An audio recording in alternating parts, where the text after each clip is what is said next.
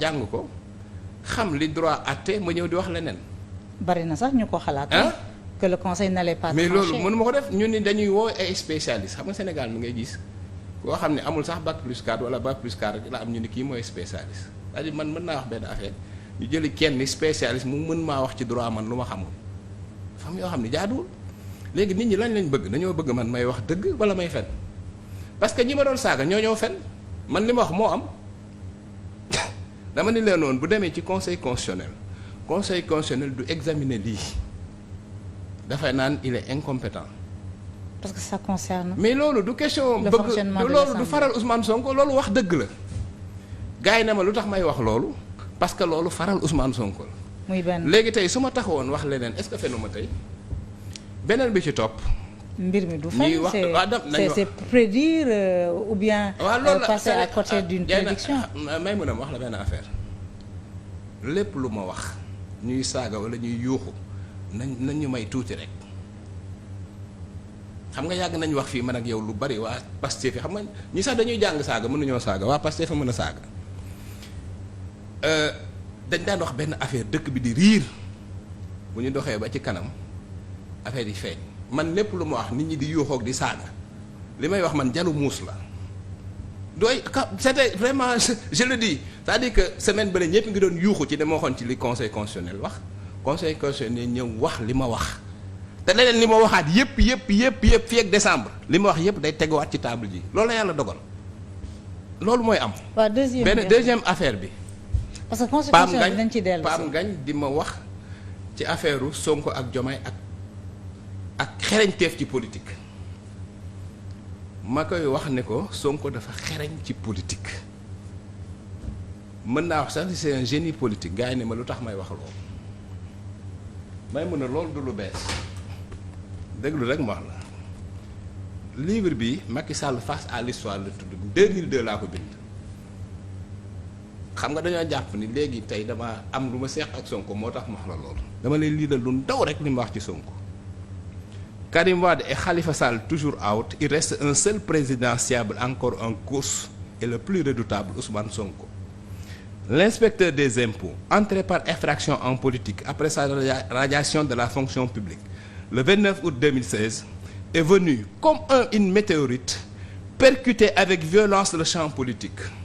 Tel un ovni, il a gravi les échelons par des méthodes jusqu'alors inconnues dans le landerneau politique. Déballage sur des scandales, livre au vitriol, discours qui tranchent avec les clichés traditionnels des politiciens. Élu député en 2017, il est arrivé 3e à la présidentielle de 2019 avec plus de 15% des suffrages exprimés, avant de, dans le cadre de la coalition Yewwi Askan Wi dont il était la tête de pont, rafler toutes les grandes villes lors des élections locales de janvier 2002, arrachant lui-même la mairie de Ziguinchor des mains d'un plus puissant baron local, Abdoulaye Baldé. Puis, 6 mois plus tard, faire perdre la majorité à l'Assemblée nationale à la coalition au pouvoir Benno Bokk Yakaar, qui disposait d'une supériorité numérique fleuve lors de la dernière législature. Adulé à la manière de Messie par ses partisans, Ousmane Sonko est incontestablement le plus grand phénomène politique du Sénégal depuis le charismatique Abdoulaye Wade. Opposant irréductible, radical, intransigeant, c'est bien ton quinquant fringant au physique de bodyguard dit à Macky Sall qu'une fois élu, il va poursuivre son beau-frère Mansour Faye, son frère Aliou Sall, d'autres de ses proches pour infraction économique. Sonko est devenu plus qu'un caillou dans la chaussure de Macky Sall. C'est bon, hein? C'est le fantôme. Bon. Non, c'est le fantôme qui hante ses nuits, le cauchemar qui l'empêche de dormir, malgré le confort des ors, lambris et dorures du palais. Livre bi 2002 la. Non, 2022. 2022 la li moo gën a garaaw li ma wax. Nit ñi dañ dul topp nit quoi te lii laa gëm sinon dama ko bind ci livre.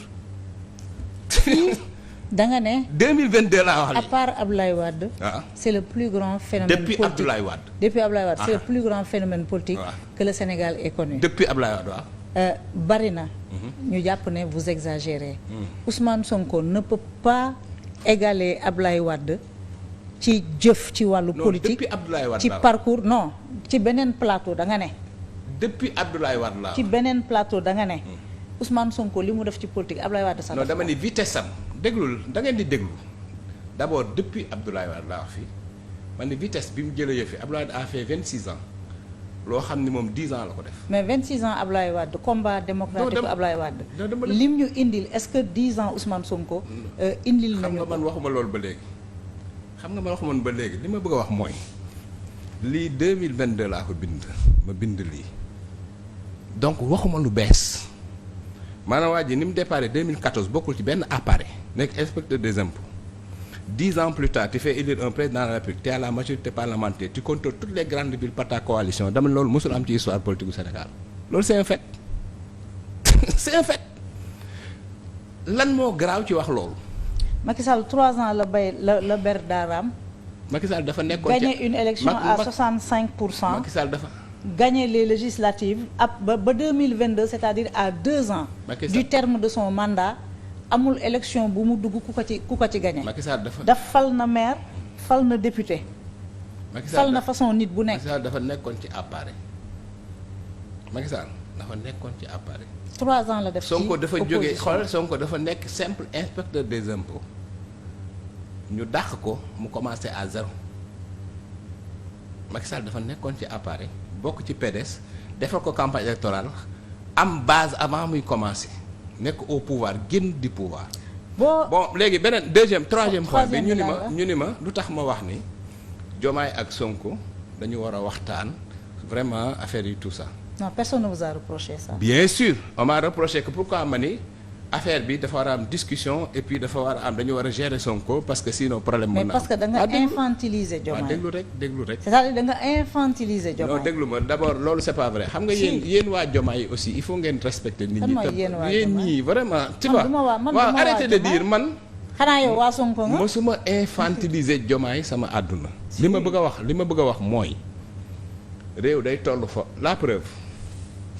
bi réew mi tollee fii ci temps Macky Sall def naa benn émission ak Babacar Fall na ñëpp dem seetaani ko boobu réew mi ngi tàkk affaire Adji Sarr nañ dem si xam nga lan laa waxoon exactement li ma wax ci Sonko ak Diomaye dama ni d'abord Sonko dañ ko war a may liberté provisoire deuxièmement dañu war a waxtaan moom pour régler affaire bi dans l'intérêt du pays sa xarit yu bari yoo xam ne dañ leen xamandoo man ak yow yu bokkoon ci nguuru Macky Sall jour boobu sama téléphone xaw na explosé mais yéen xanaa yow da ngaa dem négocier ak Sonko ci pet coow li ni mu toll nii li ngay wax nii mooy lan man leen loolu laa gëm gis nga ni ma waxoon à l'époque ni dañoo war a toog régler problème yi balaa réew mi di tàkk la même chose laay wax tey maanaam waxuma dara lu bees may mun a c'est-à-dire que chaque fois que Sénégal toll ci situation bu mel nii ma xam ne am na risque et que basculement mën na am les mêmes propos là Moussa. si wax nga dara lu bees parce que depuis un mois da nga def ay prédictions.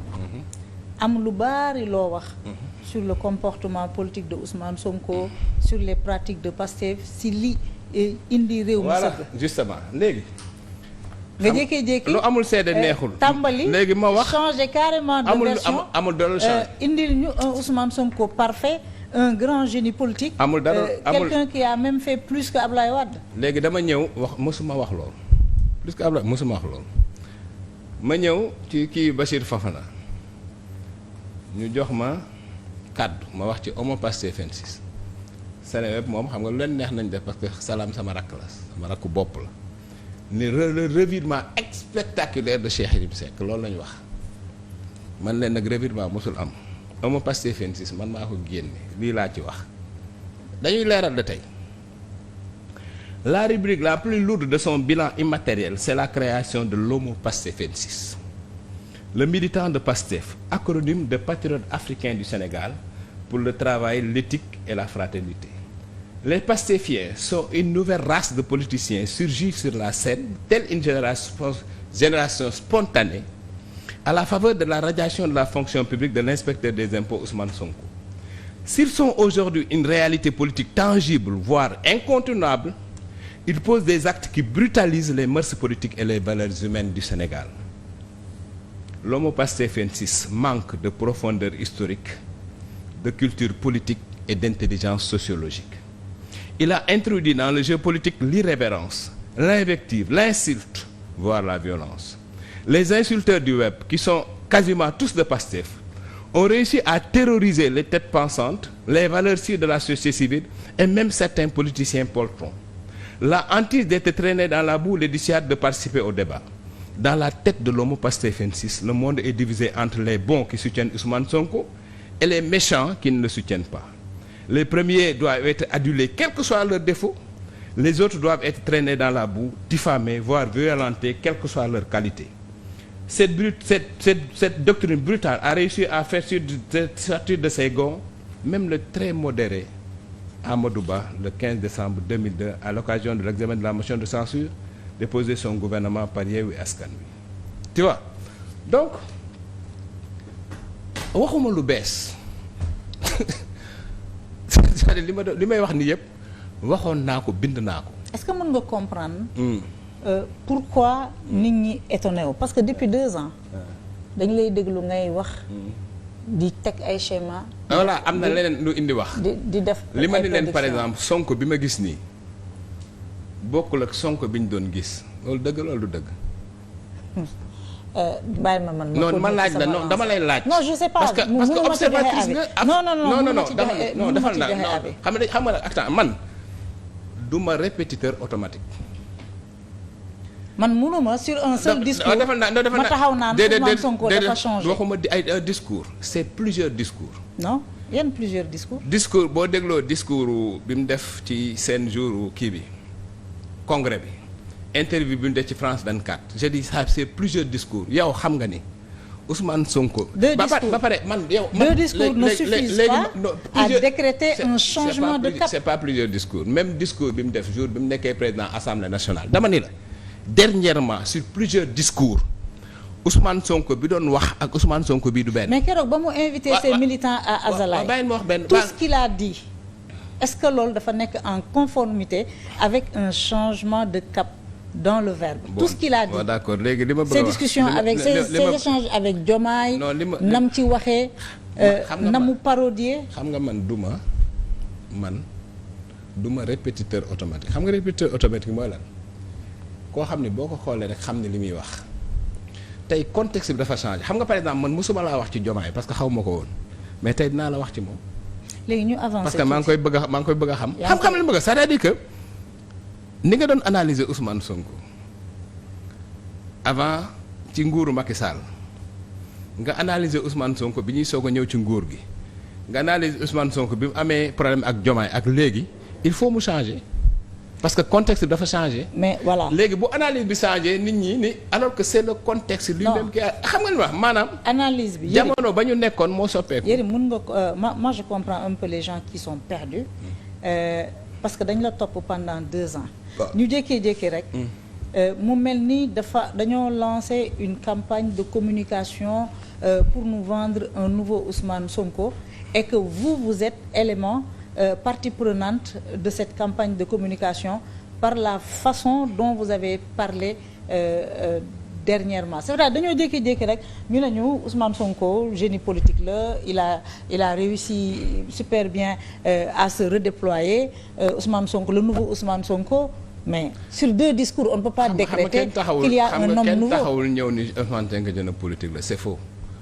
dama dem ci émission ñu poser mes questions ci affaire politique manœuvre politique entre Diomaye et Sonko tu comprends je répondais à une question kenn taxaw rek wax loolu. Deuxièmement Pape Ngagne laaj ma ci affaire Ousmane Sonko évolution par rapport ak tey ak démb ma analyser ko donc il faut arrêter de raconter n'importe quoi c'est-à-dire que yooyu yëpp c'est ay questions lañ ma poser ma tontu bon bref li ma bëgg a wax mooy contexte politique dafay dox.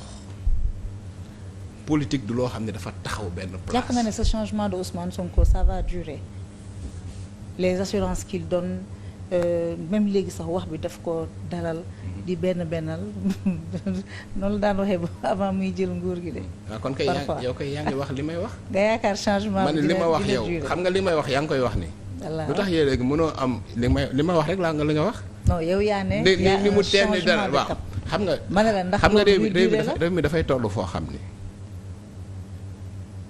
dafa am man fu may yem ci analyse xam nga gis naa ñu bari ñuy jéem a interpréter waa ji li tax mu changé lii moo tax li ñuy wax maa leen ko gën a xam fuuf li ma ci xam ñoom xamuñu ko ci. li ñuy wax waaw. comme je n'ai pas compris. maanaam am na ñu bari ñuy interpréter quoi lu tax waa ji waxee nii lu tax mu defee nii tout ça xam nga yëpp xam nañ ko mais mooy mën a réew mi dafa toll foo xam ne Ousmane Sonko il faut le prendre au mot comprendre nga. par rapport à ce qu'il voilà dit dernièrement. voilà lépp lu mu wax lu baax rek nga ne ko waa loolu baax na léegi jéem ko def parce que réew mi moo soxla loolu pour mu dal. ñu naxanteeg moom. voilà xam nga réew mi moo soxla loolu pour dal. jàpp nga ne réew mi au début on avait peur.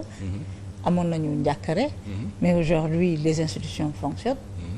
Le Conseil constitutionnel a fait son job, l'Assemblée fait son job, l'exécutif avec le chef du gouvernement ñoom aussi ñu ngi dérouler seen agenda. xam nga réew maa ngi ci jàmm xam nga loolu tax loolu am léegi c'est parce que justement Diomaye daf ni tekk ba pare Ousmane Sonko ñëw pacifier.